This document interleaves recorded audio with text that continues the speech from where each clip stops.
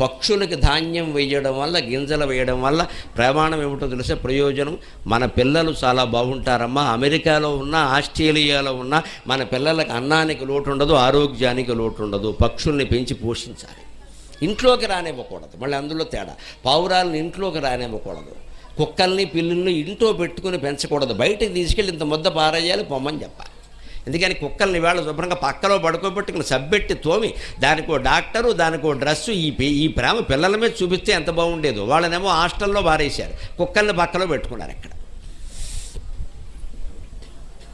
కుక్కల్ని ఇంట్లో పెట్టుకుని పెంచకూడదు. పిల్లుల్ని అసలే పెంచకూడదు. పిల్లి శరీరం నుంచి ఎప్పుడూ రోమాలు రాలుతూ ఉంటాయి. ఆ రోమాలు రాలేయంటే పసిపిల్లలకి రోగాలు వచ్చేస్తాయి. రోమాలు అంటే రోగాలే.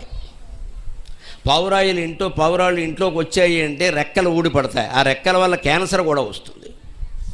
కానీ మనం దూరం పెట్టక్కల. అవి ఎక్కడో ఉంటాయి. వాటి కింద గింజలు బారేసేది